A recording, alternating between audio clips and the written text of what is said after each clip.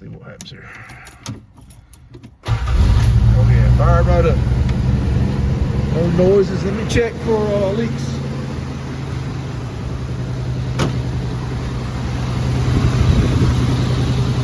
So disconnect this.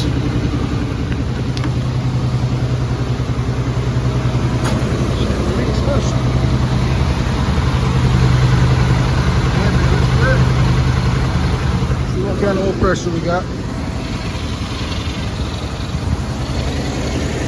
Oh man, I'm at 40, we're over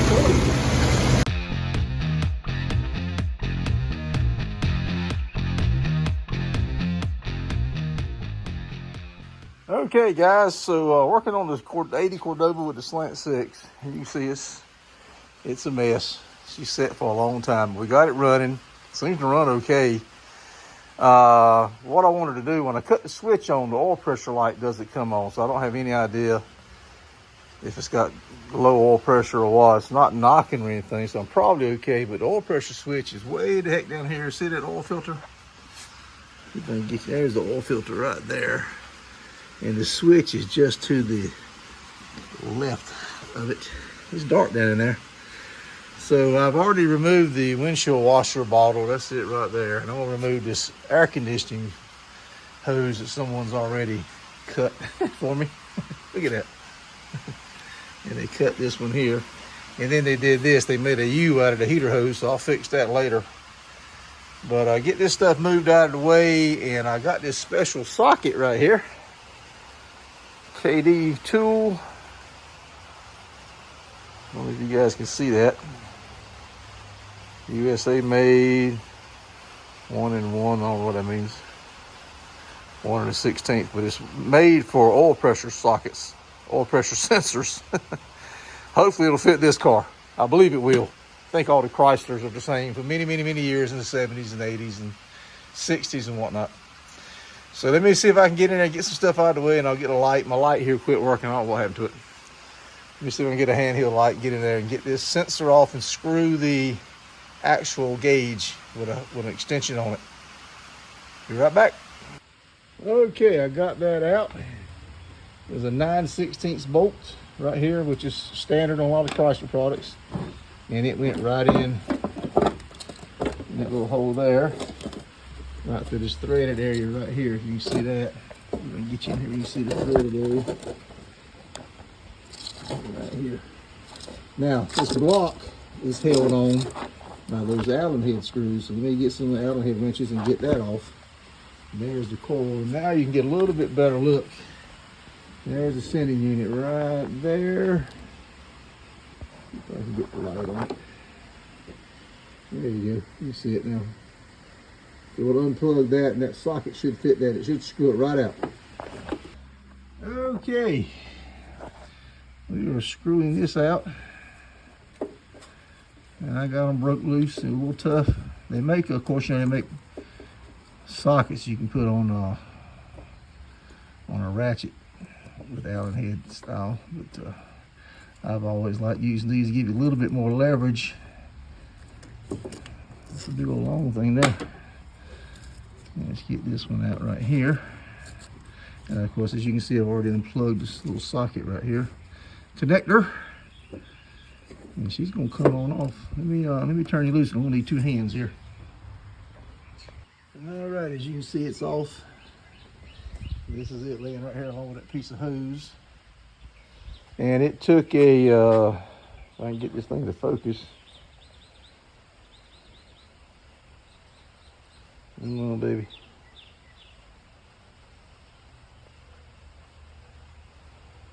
It's focusing all around except where I need it to focus at.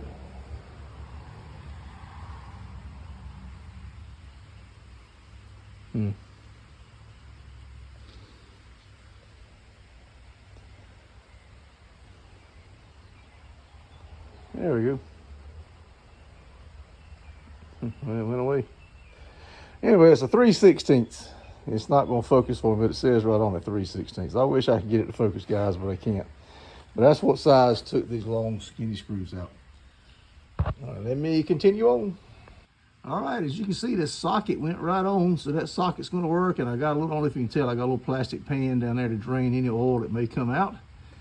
And right here, I got this mechanical pressure gauge I use for testing engines. I just took it off a race engine that we're working on here in the shop that we're getting ready to install. We were doing a prime on it, so I got to put it back on that race engine. But for right now, we'll see if we can't get it hooked up on this. Hopefully it's the same thread. I believe it is. So let me get that switch off. Well, they're not the same thread.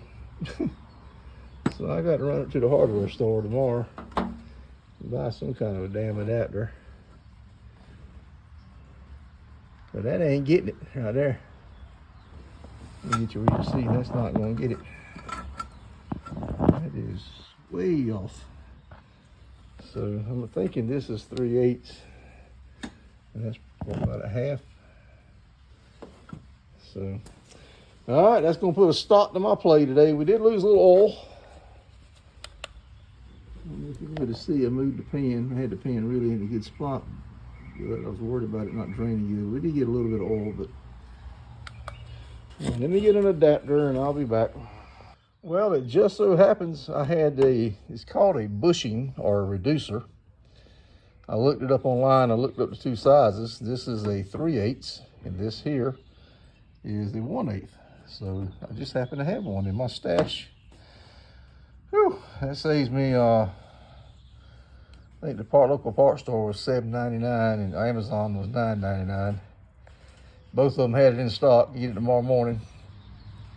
So, but I have it in stock myself. So let's go see if this fits. Okay, so I had to jack the car up and slide up under to get that line connected up.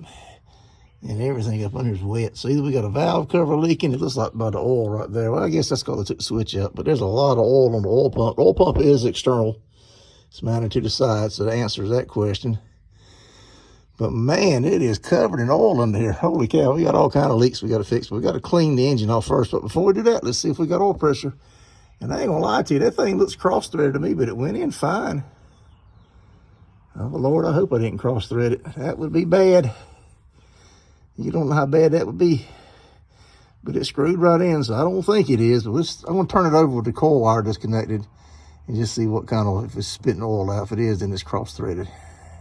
Okay, so I got the gauge hooked up and string holding it up so I can see it, and tied up over here to the bump stop for the hood.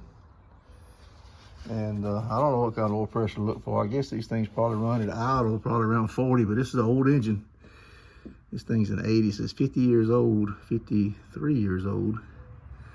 So I guess at idle, if it's got 20, that's good. But I just hope it didn't cross-thread that fitting. Let me hook up the battery charger and find out.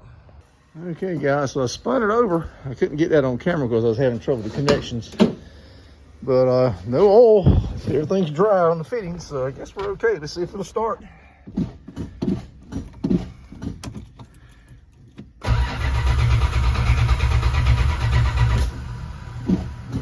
need a little carburetor cleaner in the throttle.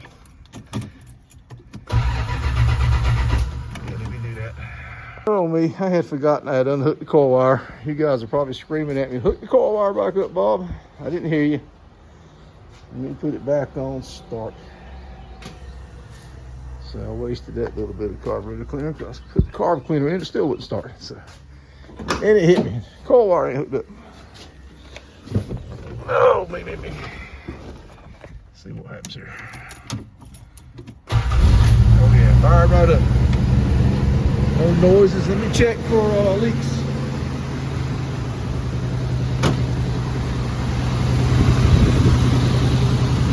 Disconnect this. See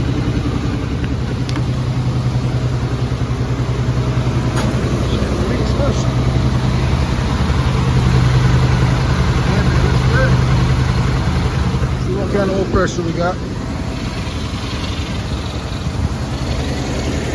Oh man, look at that 40, look at the 40.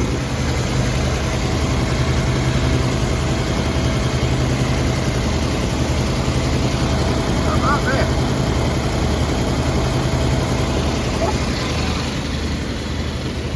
Awesome. Okay, guys, how about that? 40 pounds of oil pressure. That is great. That should be plenty. I haven't checked the books yet. I got the books right over here. I haven't checked them yet, but I'm sure that's plenty. It doesn't make any noise just when I start it up. So that's a good thing. So now I'm confident with that. And next thing I can do is back it back out of the shop and spray it down good with cleaner, power wash under the hood and everything, get it clean as I can get it, and then we can see where our leaks are coming from. But I got to take the transmission out anyway. While I got the transmission out, I'm thinking I might as well pull the motor out, just reseal it if nothing else. Put a rear main seal in it, front main seal, oil pan gasket, valve cover gasket, that kind of stuff. So I don't know, a lot of work. I didn't want to get in all that, but we may have to, because I think we got a nice little piece here. It's just dirty. It's been sitting since 95. Here's 2024 of March. I've had the car, oh man, not quite a year. Yeah, I've had it a year. I have had it a year. So awesome. Okay, guys, let's go end this video. We made some progress on this video. You can't kill these slant six. I've always heard that, and I've never killed one, which I've only messed with a couple.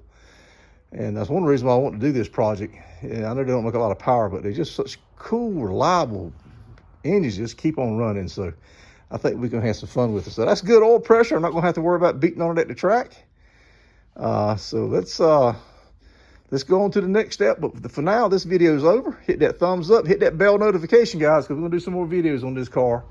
And there's tons of cool videos on the channel, all kind of stuff. We got something for everybody: car racing, junkyard crawls, stuff like we're doing right here with fixing cars, car shows, all kind of stuff. So scroll down, watch some of the other videos. I'd really appreciate it. It helps me a lot. I'm just a little old ham and egger out here messing with these old cars in the shop in my backyard. Nothing special about me. And trying to show you guys that this stuff can be done. You can make these cool old cars fun to play with. All right, folks, Bob out.